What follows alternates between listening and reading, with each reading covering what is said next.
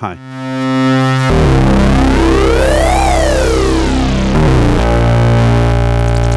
Messenger is a compact, hands-on, performance-oriented analog monosynth that does a few things Moog hasn't done before. Bass compensation for its legendary ladder filter, wave-folding oscillators in a synth with presets, and an aggressive price point for Moog considering its feature set, which includes plenty of hands-on controls, dual oscillators, a sub-oscillator, a multi-mode filter, quite a few modulation options, an arpeggiator, and a sequencer. In this video, I'll take a detailed look at what it can do,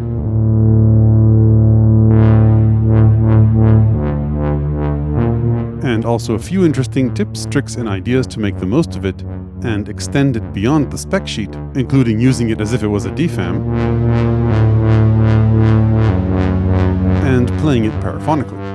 I'll also upload a sample pack of it to my Patreon so you can get a taste of it at home. Before I start, a quick disclosure: Moog sent me Messenger. Other than that, no money changed hands. They have no say over the content of this video and don't get to see it before it's published. Okay, let's start with an overview. Messenger is a monosynth, meaning it only plays one note at a time, subject to a trick I'll show you later. Its signal path has two variable shape morphing oscillators with a wave folder and sub-oscillator. These feed into a mixer along with noise and a potential external input or feedback option. The mixer is then fed into a multi-mode low-pass, bandpass, and high-pass filter, along with a first for Moog, bass compensation so you don't lose bass when you crank up the resonance.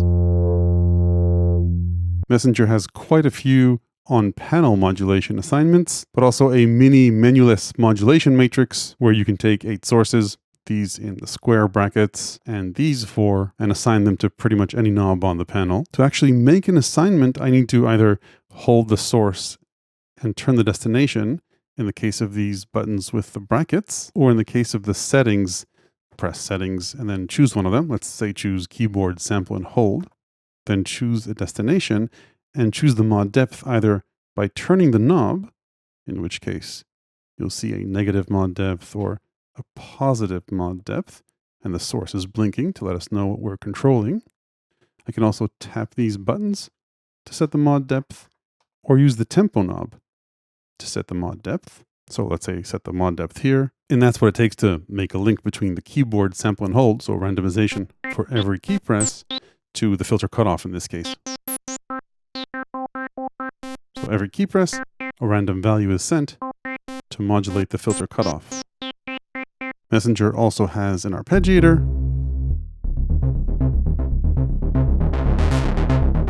and a sequencer with up to 64 steps.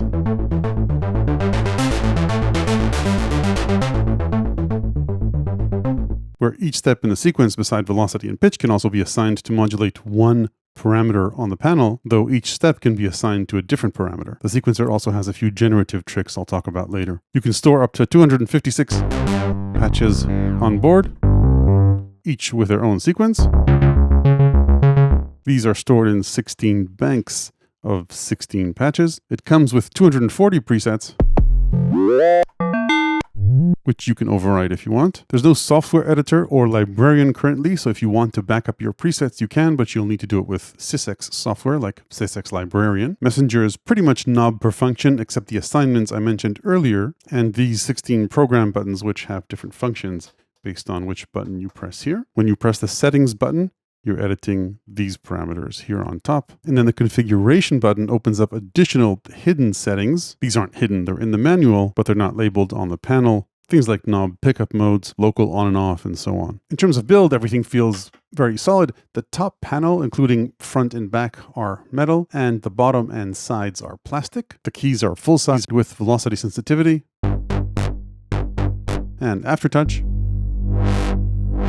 They're semi-weighted and feel good to me. The keyboard is 2.5 octaves, but can be transposed 2 octaves down and 2 octaves up. And then beside that, the oscillators have a 4-octave transpose each. Messenger has a pitch bend wheel with configurable bend intervals and a mod wheel that's dedicated to control up to 3 preset destinations, controlling the depth of the triangle-shaped LFO 2. In terms of connectivity, you've got a USB-C port for sending MIDI back and forth and sysx patches, 5-pin DIN MIDI in and out, 6 modular jacks, CV and gate in and out, and clock in and out, expression and sustain jacks, a mono 1/4-inch external input to route audio into the filter, and finally 1/4-inch headphone and audio outputs. The synth outputs mono, meaning not stereo audio. The knobs send out high-res double-byte MIDI, so you can use this for fine control of software instruments too. Okay, let's dive in and take a listen to the oscillators. I'll hold this to start an init patch. The oscillators have 4-octave coarse tune and a fine tune of 7 semitones up and down. Both share the same wave shaping options. They morph from a thin pulse to a square, to a saw, to a triangle through a shark tooth. And then finally a nice range of the motion is dedicated to the wave folder, which is a welcome addition to Moog's palette. We've seen this in non-preset based synths like Mavis and Labyrinth. There's no dedicated button or knob for pulse width modulation, but it's pretty easy to point LFO 1 with a mod depth to, in this case, oscillator 1 wave shape. So yes, this can PWM, but also morph between multiple shapes across the wave shaper's spectrum, which can lead to very interesting timbral effects.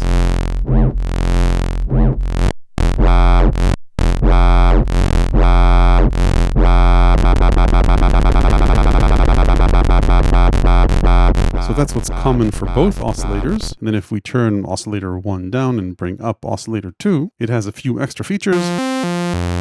So you can sync it to oscillator 1. You can also use oscillator 1 as an FM mod source, triangle shape FM mod source, by the way, to modulate its frequency. So in this case, regardless of oscillator 1's shape, it's always going to be a triangle source, but the destination shape is variable, so you can get nice aggressive tones.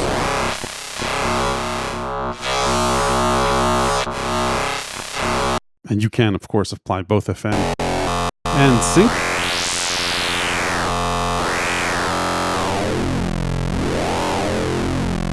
And there are a couple of other fixed routings if you want, from the filter envelope to oscillator 2's frequency or shape. And then finally, for the oscillator section, there's also a sub-oscillator. Also variable shape, from pulse to square to triangle. And the sub-oscillator, of course, moves along with oscillator 1, which is still modulating. So those are the oscillators. The oscillators are then fed into the mixer, which is non-saturating, at least not for one oscillator. If you stack them on the same frequency, they will saturate a bit. And the oscillators are joined here by noise. And while the feedback/external input knob is in the filter section, it's actually part of the mixer. This controls the level of audio coming in from the external input source in the back. But if nothing is plugged in, it creates a feedback loop from audio coming in from the mixer.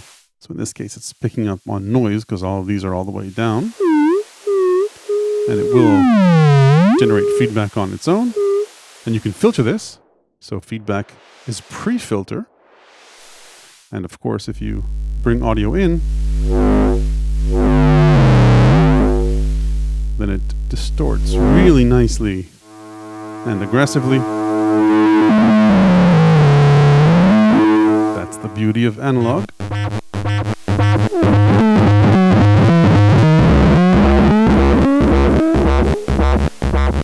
Moving on, the final stage of the analog signal path is the filter. I'll init this preset and let's take a listen to it. This is a ladder filter based on Moog's classic design. And it indeed sounds like a Moog filter.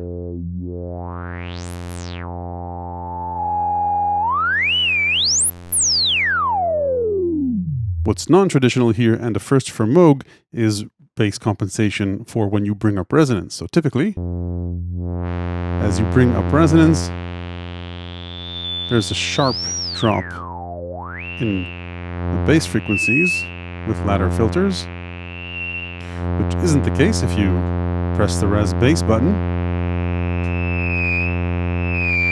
And this also changes the character of the resonance. You can hear it growl more.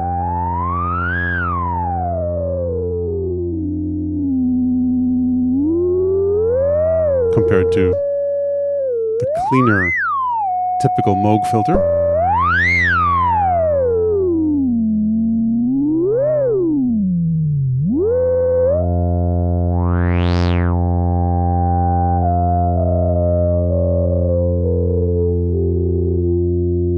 So the non-bass compensated version is, of course, a lot of what makes Moog filters sound like Moog filters, or CB303 sometimes. But the bass compensation makes sure that as you bring up resonance,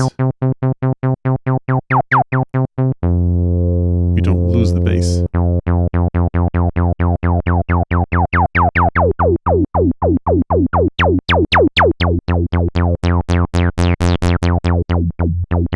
So that's the 4-pole version. There's also a 2-pole version, 12 dB per octave, with nice bite. This is the non-bass compensated version.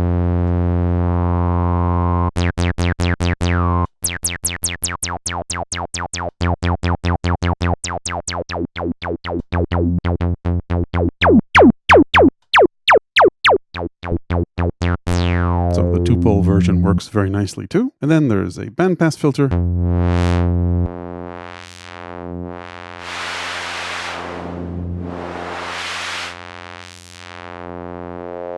With resonance and bass compensation.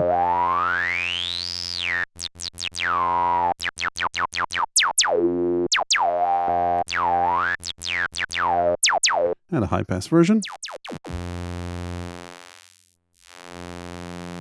With resonance.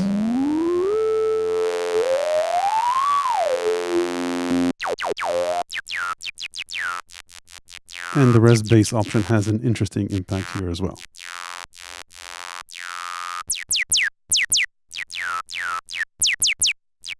So that's the core filter. As you saw, it has a bipolar envelope depth control.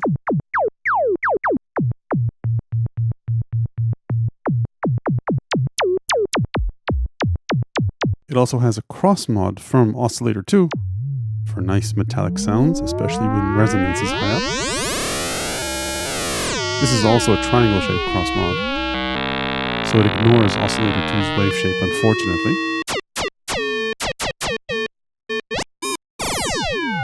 And then beside that, you've got keyboard tracking. And since this filter does self-oscillate, then you can play it chromatically. It holds pitch pretty nicely across multiple octaves. Not precisely, but still I think nicely playable across at least 2 octaves. By default, keyboard tracking is at 100%, but you can use that as a mod source to the filter or to anything else if you'd like a different percentage of filter tracking. Okay, let's move on and talk about modulation. I'll start with the envelopes. Messenger has 2 ADSR envelopes, routed by default, as we heard, to the filter and to the amplifier, of course. They're, as you may have heard before, nice and snappy if you want them to.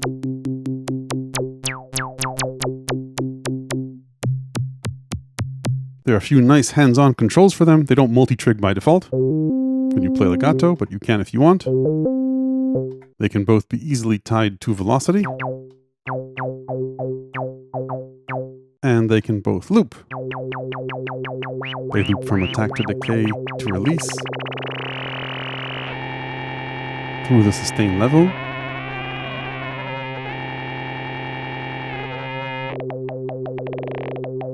So there's a lot of fun madness to play with there.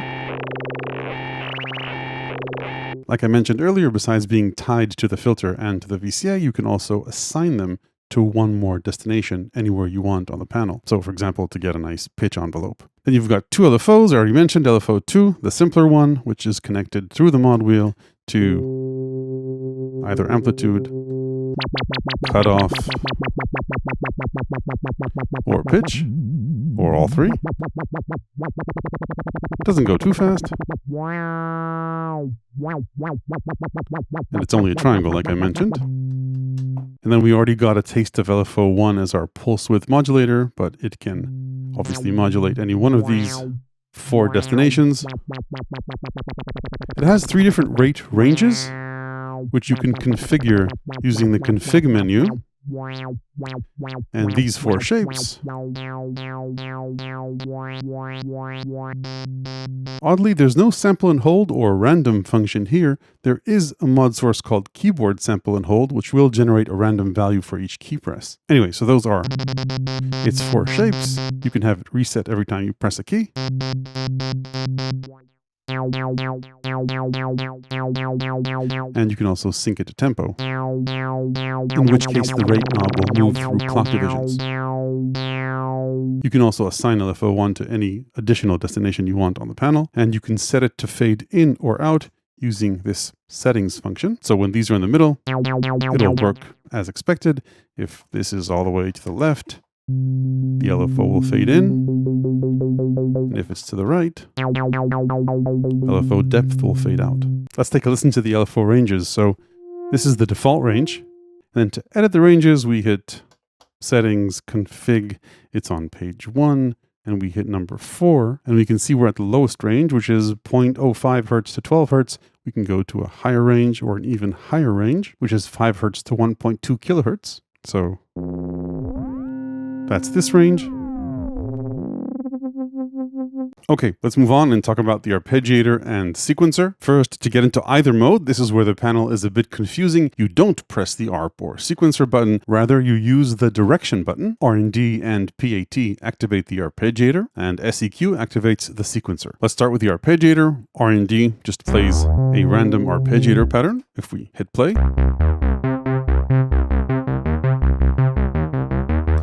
and hold will hold it, so we can swap the pattern.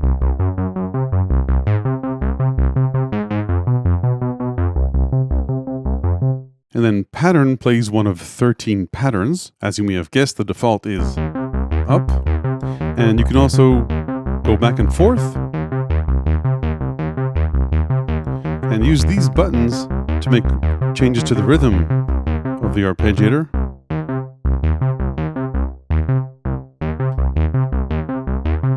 And then you use the settings button to edit the arpeggiator pattern, octave, gate length, swing, clock division. So in this case, let's hold this, press ARP octaves to add octaves. And there are a few options here.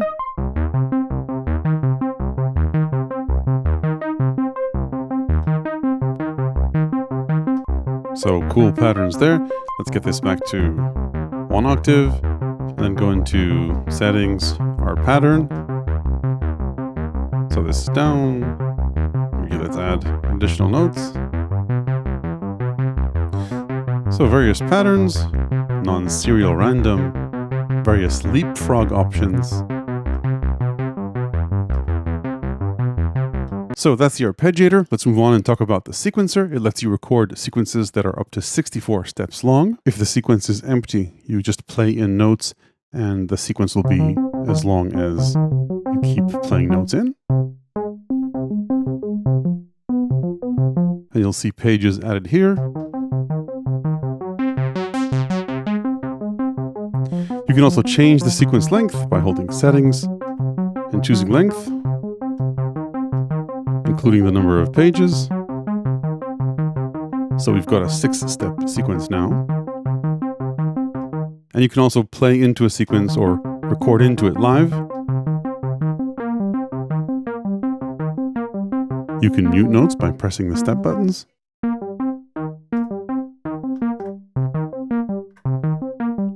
Erase the entire sequence with sequence and init. You can add rests by pressing the advance button. And tie notes by holding tie.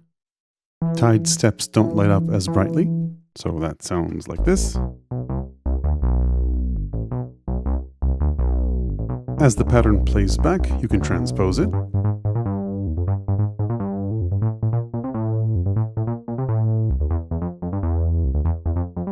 If you want to preview notes, just hold the note and press play. Now the sequencer also records velocity besides pitch, so I'll play very lightly, then hit things a bit harder. So that's our sequence. I can change a note by holding the step and pressing a new note. And you can also automate one more parameter per step if you enter Param rec mode, in which case this button will blink. Any steps that don't have automation on them won't be on. And then I could say, open up the filter for this step, and you can see it's now lit up and we'll hear it. I can automate another parameter, say, let's say noise for this step and for this step. So that sounds like this. Now it's important to note that the automation that I was setting was a bidirectional mod depth. So you don't automate absolute values, but rather a mod depth relative to the center. So if I close the filter, for example, all the way, then I'll hardly hear the filter open up in this step. So you automate parameters using bipolar mod depth as opposed to absolute values.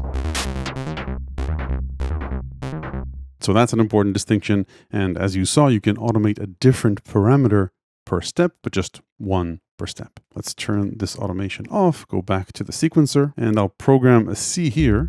So we have a completely monotonous pattern. There's a reason for this. So this is our one note pattern.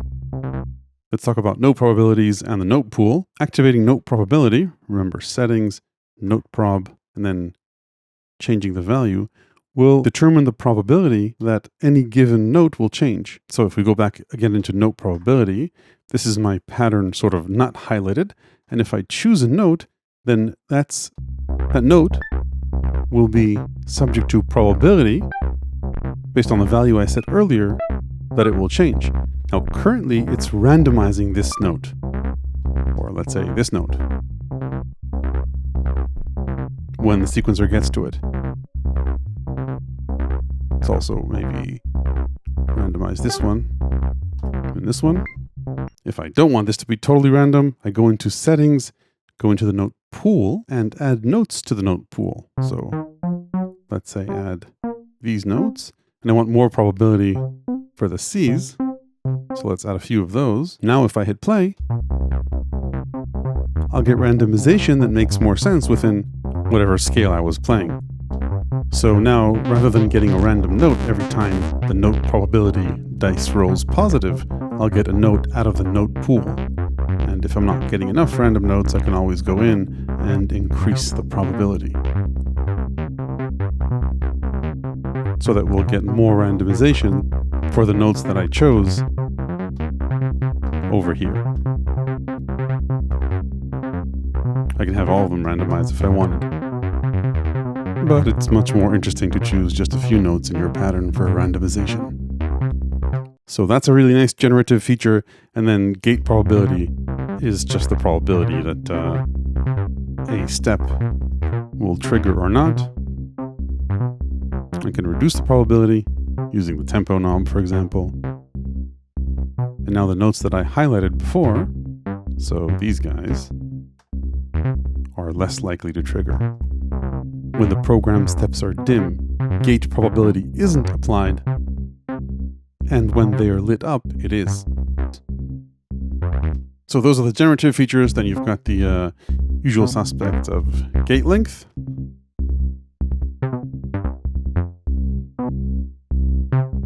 and swing. Okay, so that's Messenger. I wanted to talk about a few patch ideas to help you make the most of it, things that may not be obvious or are a different way of looking at it. The first approach I found interesting is to use Messenger as if it was a DFAM, meaning a rhythmic drum synth as opposed to a melodic lead or bass synth. First, let me give you a few examples of what I mean. So I prepared a few patches. This is sort of typical DFAM craziness, or just simple hat patterns,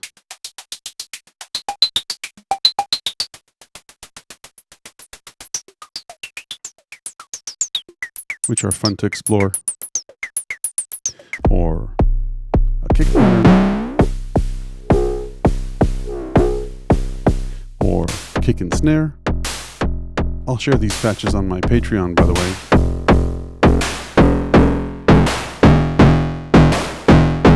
So typical DFAM stuff, and for those of you not familiar with Moog's DFAM or Drummer from Another Mother, it's a very inspiring percussive drum synth, and while it has 3 envelopes instead of just 2 on Messenger, and a few other things, Messenger has quite a bit more to make up for it, like more wave shapes, a sub-oscillator, more filter types, more interesting modulation options. Now at the core of DFAM is a sequencer with 2 values per step, pitch and velocity, and you can patch those values to other destinations. Messenger's sequencer actually has 3 values per step, velocity, pitch, and a 3rd value which is assignable to different destinations, as I showed you earlier in the sequencer section. And even though there are only 2 envelopes, it's very easy.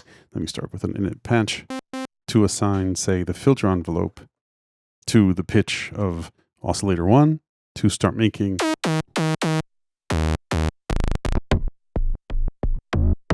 a nice kick.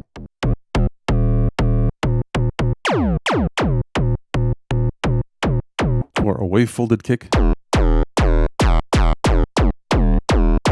Add some release here. And then from there, add these kicks to wherever I want. Automate the snare with noise, and that's how patterns like these are formed.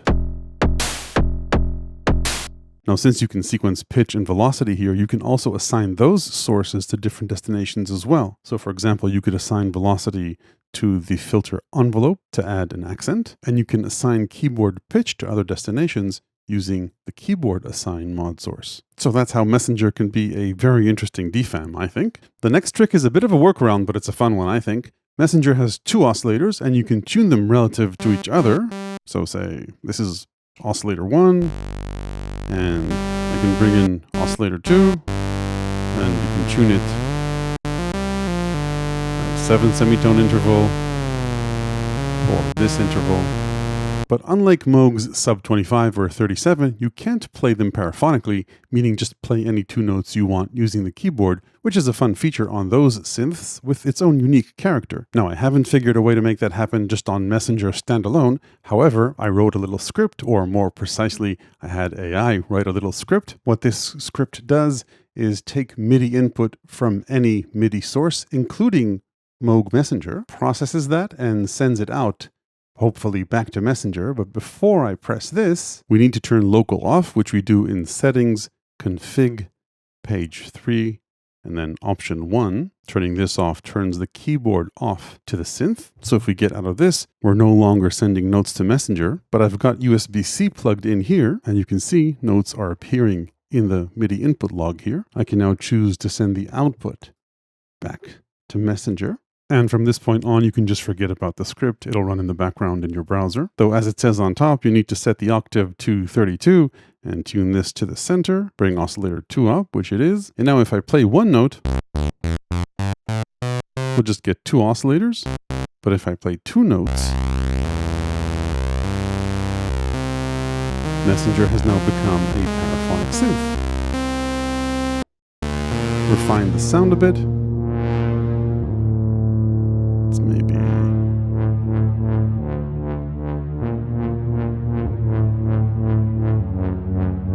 and just play 2 notes, just like you can on sub 37 or sub 25.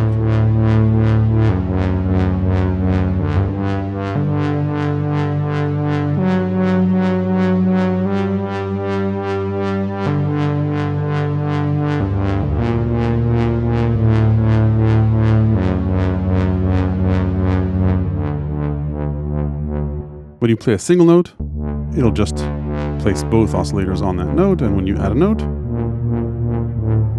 it'll go to that note. You can add a sub-oscillator, and that'll just double the lower note on oscillator 1. What the app does, by the way, is just detect whether you're pressing 1 note or 2. If you press 2 notes, it'll calculate the interval and send that interval to tune oscillator 2's frequency.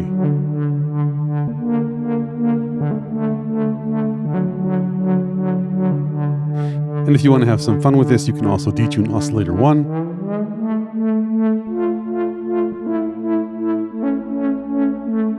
And that's pretty much it. Please consider this experimental. It's not guaranteed to work, but I've tested it a bit and it seems to work nicely. By the way, if you're running audio into your computer and using USB like I am in this case, you might get ground loop noise. If you do, either use DIN MIDI, use a USB isolator or an audio isolator. I'll add a link below to this app and to those isolators if you need them. Okay, let's talk about pros and cons for Moog's Messenger. On the pros side, you've got a competitively priced Moog monosynth with the classic Moog filter that's fun to play, plenty of hands-on controls, and isn't a stripped-down version of something better. Even more so, Messenger has features you won't find on higher-end Moogs, like the wave folder, the option to add resonance without losing bass, and the very cool pre-filter feedback, which I think sounds better than post-filter feedback, which you can still experiment with if you want to plug the headphones back into the external input. Now, it's a bit of a bummer that Moog didn't include the post-filter drive and paraphonic features from Sub 37 and Sub 25, but it's pretty easy to add external analog drive to this.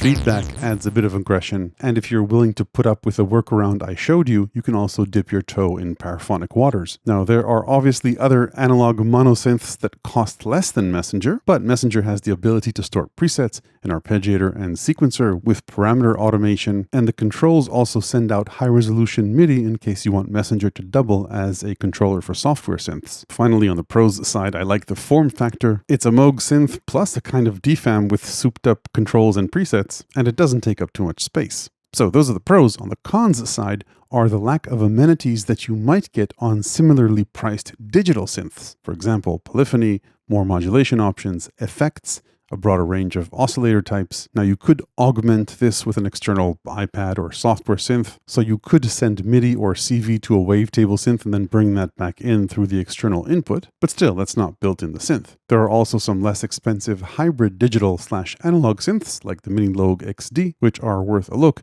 and while Messenger does have a sub-oscillator, it's not a true 3-oscillator monosynth like some others. Further, on the cons side, there's no screen here. Not that I think that it's a must in terms of operating the vast majority of Messenger's features, but it would have been nice to see preset names to know what the mod's sources are connected to, and certainly for the config menu, for which you'll have to reference the manual unless you have excellent memory. In addition, I have some wishlist features. There's no guarantee that Moog will implement these, so you can see them as cons for now. There's no sample and hold option for LFO1, just keyboard sample and hold. LFO2's shape is only a triangle and you can only point it to these 3 destinations. You can't record automation into the sequencer in real time, and it would be nice to have the arpeggiator rhythm control be less than 16 steps. So that's it for Messenger. If you want Moog's sound in a modern, affordable package, along with a few things Moog has never done before, this is well worth a look. I'll upload multi-samples of it and my DFAM presets to my Patreon, where you'll also find my ever-expanding book of electronic music ideas, tips, and tricks. Hit like if this was useful. Ring the YouTube bell below if you want to make sure you don't miss the next one. Thanks for watching.